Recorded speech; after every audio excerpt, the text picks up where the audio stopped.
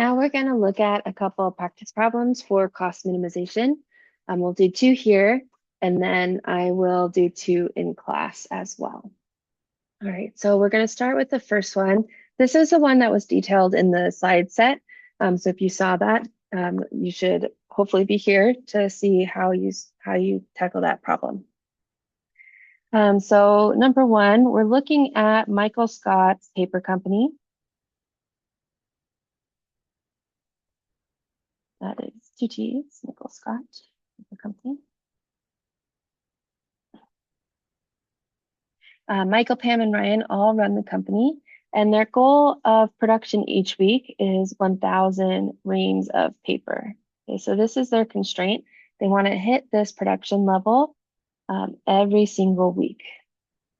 They have a production function of output equal to 2 times K times L.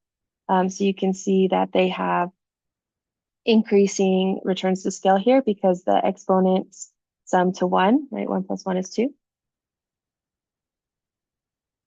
Q is the number of reams produced, K is the quantity of capital rented, and L is the quantity of labor hired. We have that the rental price of capital is $10 per week, and the wage is $2 per week. So not exactly realistic wage for today, but we're just going to go with it. So part A asks us to find the weekly cost function for Michael Scott Paper Company. This is the ISO cost curve, right, for the firm.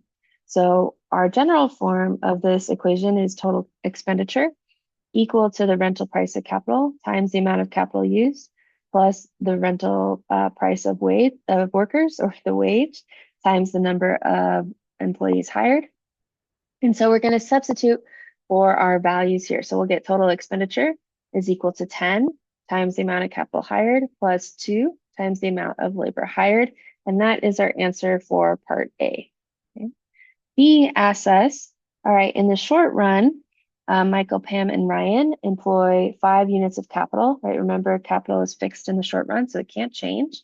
And we want to know how much labor should they employ to produce their 1,000 reams of paper. Right, so what we're going to do is we're going to substitute for our values in our production function. So we'll have quantity, which is 1,000, equal to 2 times K, which is 5, times L. And we're going to solve for labor. So we'll have 1,000 equal to 10 times L. We're going to divide both sides by 10. And that's going to leave us with 100 units of labor as our answer. C then asks us to define their total weekly costs when capital is equal to 5 and labor is equal to what we found in part B, which was 100. So we'll have C is equal to 10 times capital, which is 5, plus 2 times labor, which is 100. That gives us 50 plus 200. So total expenditure each week is $250. Okay. That was C. Now we're going to move to the long run. So this was our short run analysis here. And we know that this is short run because we're dealing with fixed capital. All right. Moving into the long run, right now we're going to have capital being able to vary. And so for D, our first part of this is to find the marginal product of labor. All right. So the marginal product of labor is when quantity changes only when labor changes. And keep in mind that our production function here is quantity equal to 2 times K times L. And we're going to use that power rule, right? So L has a 1 exponent on it. So we're going to multiply that exponent by our constants modifying labor. So we'll get 1 times 2 times K. And we're going to subtract 1 from that exponent. So we'll have L times L to the 1 minus 1 power. 1 minus 1 gives us 0, and anything to 0 exponent goes to 1. So we're going to have that the marginal product of labor here is going to be equal to 2K. Part E then asks us to find the marginal product of capital. To do so, we're going to look at how output changes when only capital changes. Now, capital is our variable, and we know that it has an 1 in the exponent. And we're going to use the power rule to multiply that 1 by the constants modifying capital. So we'll have 1 times 2 times L times K, and we're going to subtract 1 from that exponent. 1 minus 1 is 0, and anything to the 0 power goes to 1. Okay. So then we're left with the marginal product of capital being equal to 2 times L. All right. Next, for part F, it asks us to find in the long run how much capital and labor should Michael, Pam, and Ryan use to minimize their weekly costs. All right. So to do that, we're going to set up the cost minimization problem where we set the slope of our isoquant curve, which is the marginal rate of technical substitution, or the ratio of our two marginal products, marginal product of labor over marginal product of capital. And we're going to set that equal to the slope of our iso-cost curve, which is just that relative price, so the wage over the rental price of capital. And here you want to note that it's really important that if you place the marginal product of labor in the numerator, you need to also have the wage in the numerator, all right? You want to always be able to transform this relationship such that it shows the equimarginal principle, right? And in this case, we can do that by dividing both sides by W and multiplying both sides by the marginal product of capital, okay? If we had instead the rental rate of capital over the wage, right, we're not going to be able to do that. Instead, what we're going to get is the marginal product of labor over the rental price of capital equal to the marginal product of capital over the wage. And that just doesn't make any sense, right? Doesn't make any economic sense. Okay, so you want to make sure you match your numerators and your denominators. So we have marginal product of labor in the numerator. The wage is going to go in our numerator. We have marginal product of capital in the denominator. So the rental price of capital is going to go in our denominator. Okay. From here, we're going to substitute for our known values. So we know that the marginal product of labor is 2 times K. We know that the marginal product of capital is 2 times L. We were given wage equal to $2, and we were given capital price equal to $10. Okay. So we'll go ahead and substitute all our values. So we'll have 2 times K over 2 times L equal to 2 over 10. Right? And from here, we're going to simplify. So 2 over 2 equals 1. 2 goes into itself 1 time and into 10 5 times. So we can rewrite this as capital over labor is equal to 1 over 5. And now we're going to solve for labor. So we're going to multiply both sides by 5 over 5. Right? That's going to get us 5. Oh, not 5 over 5, just by 5. That's going to cancel out our 5 on the right-hand side. So we'll get 5K over L is equal to 1. Then we're going to multiply both sides by L. So we'll get 5K is equal to L. All right. And this is the proportion in which our inputs are going to be consumed or hired. So we expect to have 5 times as much labor as capital. And that makes sense if we think about the relative price of each of these inputs, right? Labor only costs $2, whereas capital costs $10, right? So the opportunity cost here is for every capital good hired, the firm gives up 5 workers. And for every worker hired, the firm gives up 1/5 of a capital good. So we expect them to hire, as a result of that lower opportunity cost, more laborers. And that's what we see represented in this equation, right? So our next step here, we're not done, is we're going to substitute into our production function. So we know that, well, let's start with what we were given. We were given output equal to 2 times capital times labor. And we know that Michael, Pam, and Ryan want to produce 1,000 reams of paper each week. So we'll substitute 1,000 for quantity. And we're going to go ahead and substitute for labor. So we'll have 2 times K. And we know that labor is equal to 5 times K. So we'll have 2 times K times 5 times K. And that will be our production function. And now we're going to solve for capital. So we'll have 1,000 equal to 10 times K squared. We're going to divide both sides by 10. You get 100 equal to K squared. To get rid of this square, we're going to take the square root of both sides. That's going to get us 10 equal to K, and that is our optimal amount of capital. Now, using our equation from before, we know that we're going to use five times as much capital, excuse me, 5 times as much labor as capital. So we'll have 5 times capital equal to labor. So we know that 50 units of labor is going to be employed, and that is our optimal bundle there. Capital equal to 10 units, labor equal to 50 units. And the star just means optimal, all right? So that is our answer for F. Moving on to G. G asks what our weekly costs are in the long run, given what we find for capital and labor in part F. So we have that total expenditure for the Michael Scott Paper Company is equal to 10 times capital plus 2 times labor.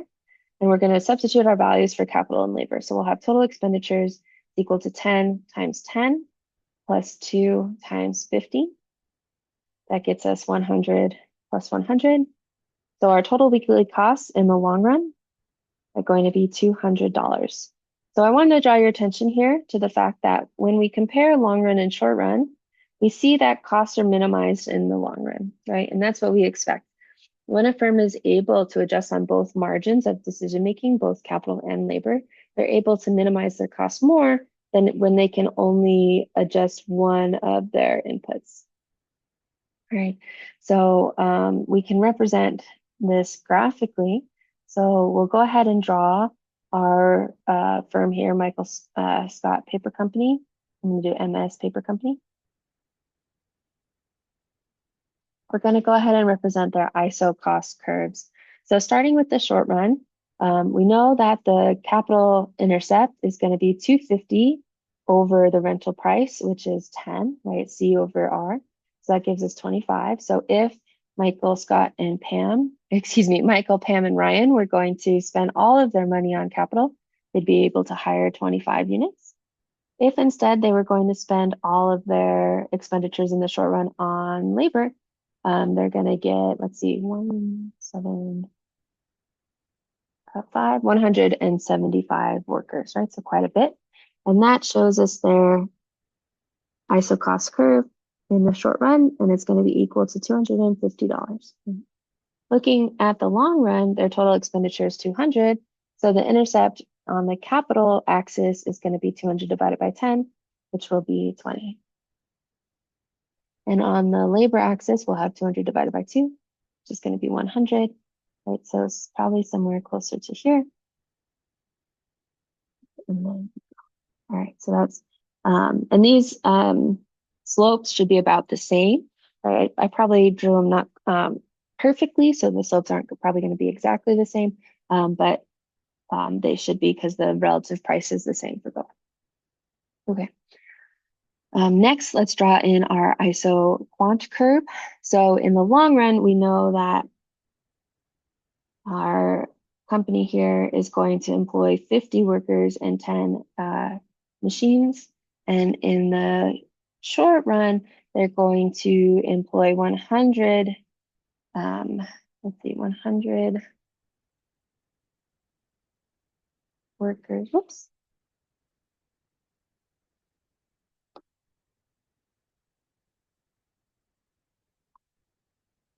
So I didn't draw this quite right because it should be 105. So let me try this again so we can get the scale a little bit closer to what's should be correct. So we're going to draw this here, 20, and let's say that this is 100. Probably it needs to be a little bit closer there. Oops. That's our 100 mark. Okay, so at 100,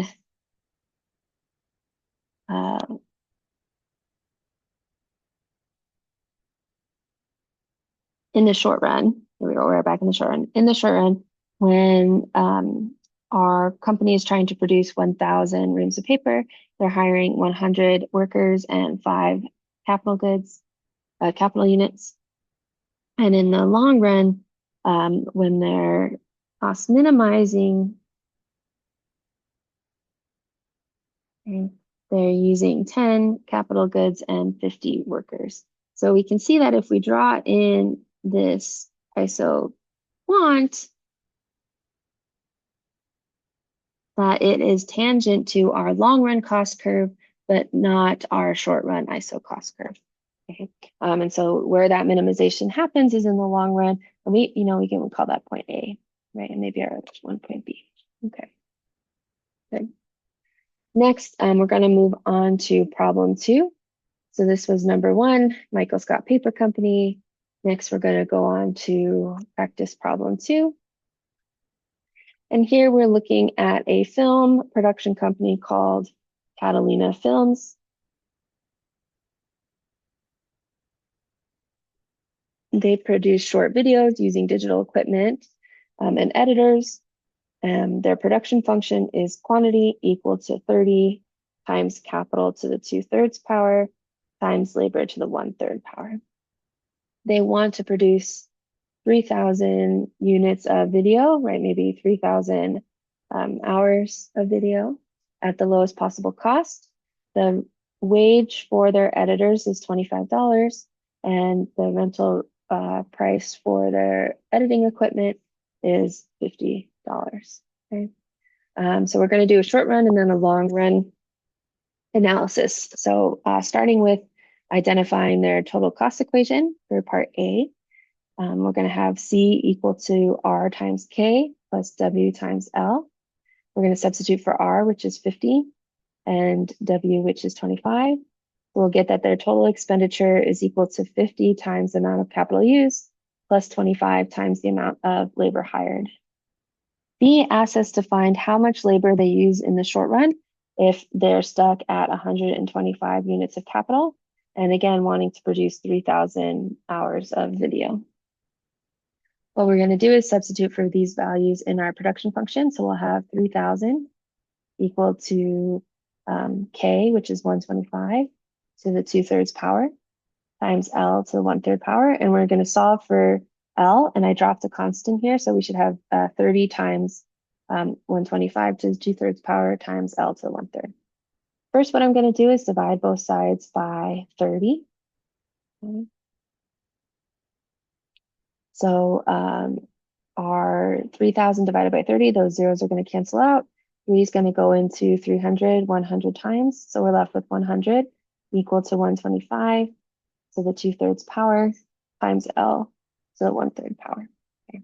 Next, what I'm going to do is apply this exponent to our value of capital goods. So I know that the third root of 125 is 5.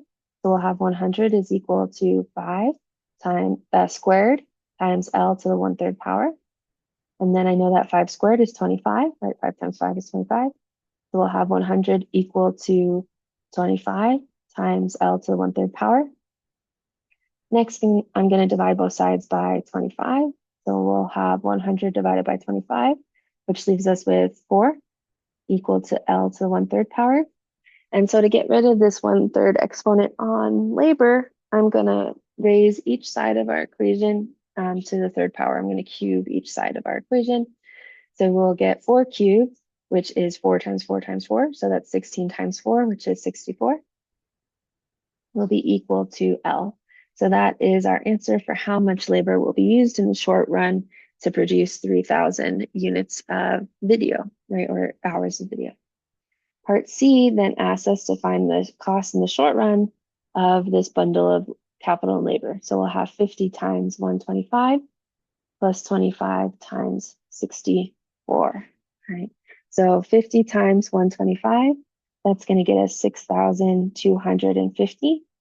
And then 25 times 64 is going to be 1,600. Adding those together, we get that their total costs are $7,850. So those are their costs in the short run. All right, moving to the long run. So we expect in the long run that they'll change how much labor and how much capital they use such that they get a lower total cost. All right, so let's see if that's true. So moving to D, we need to first find the marginal product of labor. To find that, we look at how Q changes, how output changes when only labor changes. Remember, we have quantity equal to 30 times K to the 2/3 power times L to the 1/3 for our production function. We're going to use the power rule and multiply the exponent on labor by the constants modifying it. So we'll have 1/3 times 30 times K to the 2/3 power. And then we're going to subtract 1 from L, so that leaves us with L to the negative 2/3 power. Simplifying, this gives us marginal product of labor equal to 3 goes into itself 1 time, goes into 30 10 times. So we'll have marginal product of labor equal to 10 times K to the 2/3 power times L to the negative 2/3 power. And we're going to leave it like that. Okay. E asks us to find the marginal product of capital. All right, so now we're going to use the power rule again, and we're going to multiply the exponent on K by the constants modifying K, so 30 and L to the 1/3. So we'll have 2/3 times 30 L to the 1/3 power. Subtract 1 from the exponent on K, and we'll get times K to the negative 1/3 power. 3 goes into itself once, it goes into 30 10 times. 2 times 10 is 20. So we have that the marginal product of capital is equal to 20 times L to the 1/3 power times K to the negative 1/3, which, because of the associative property, we can rewrite such that it's the marginal product of capital equal to 2 times K to the negative 1/3 power times L to the positive 1/3. Okay, and there is our answer. Now, moving to F, we can find the amount of capital and labor that minimizes Catalina Film's costs in the long run. Right, so we're trying to find that optimal value for K and the optimal value for L. Right, so to do that, we are finding that point where the iso-quant curve is tangent to the iso-cost curve. So we want to set the marginal rate of technical substitution equal to the relative price of our inputs. So that's the marginal product of labor over the marginal product of capital equal to the wage over the rental price. So we've just found our marginal products here. So we have 10 times capital to the 2/3 power times L to the negative 2/3 all over 20 times capital to the negative 1/3 power. Let me try to rewrite that so it's clear. Negative 1/3 power times L to the positive 1/3 power. And that's equal to our wage over our rental price at capital, which we were given.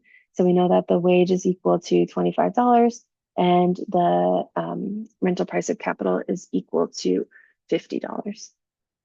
Right, and from here, we're gonna simplify and solve for capital in terms of labor. So on our left-hand side, we can start. So 10 over 2, that gives us 1/2. Right? So 1/2 times capital to the 2/3 power times L to the negative 2/3 power all over capital to the negative 1/3 power times L to the positive 1/3 power equal to 25 over 50. 25 goes into itself once and goes into 50 twice. So that's all equal to 1/2. Now we can multiply both sides by 2 to get rid of our 1/2 on our left-hand side. So that gives us capital is equal to 2/3. Capital to the 2/3 power times labor to the negative 2/3 power all over capital to the negative 1/3 power times labor to the positive 1/3 power is equal to 1. All right. Next, what we're going to do is notice that we have these negative exponents on labor in the numerator and capital in the denominator. And that means that we can move each of these variables into the opposite side of the fraction. So doing that, we'll have capital to the 2/3 power times capital to the 1/3 power all over labor to the 2/3 power times labor to the 1/3 power equal to 1. Let me make that. Okay. When you have two bases multiplied together and they're the same, you can add their exponents. So we'll have capital to the 2/3 plus 1/3 power, which will give us 1, right? 2/3 plus 1/3 equals 1. And the same for labor, excuse me. So we'll have capital over labor, both to the 1 power, equal to 1. We're going to multiply both sides by labor, to get it out of the denominator. And we're going to get that capital is equal to labor. All right, so they're going to be used 1-for-1, which makes sense, like, right? Usually the editing equipment that people use for videos are computers, and you want one editor per computer. All right, but we want to find what these values are exactly. So we're going to substitute into our production function. We're going to substitute the amount we want to produce in for Q, so that's 3,000 equal to 30 times capital to the 2/3 power. And we know that capital is equal to labor, so we're going to substitute for labor here. So labor to the 2/3 times labor to the 1/3. Again, we have these bases multiplied together. They're the same, so we can add their exponent. So we get 3,000 equal to 30 times labor. And then we're going to divide both sides by 30. Okay, so we'll have 3,000 divided by 30. That leaves us with 100, and that is the amount of labor used to minimize costs. We know that capital and labor are going to be exactly equal, so capital will also equal 100, and that is our answer for part F. Last part, part G here, wants to know what the total costs are in the long run. So we'll have 50 times the amount of capital used, which is 100, plus 25 times the amount of labor used, which is 100. That gives us 5,000 plus 2,500, which gives us total costs in the long run of 7,500 or $7,500, which is less than what it was in the short run where we had 7,850, I believe. Let's see if I'm remembering correctly. Yes. All right. So you can see here that in the long run, when our firm is able to adjust both capital and labor, we end up with a much lower cost to producing the same amount of a good. All right. So with that, that concludes our practice problems, and we'll do more in class on Tuesday.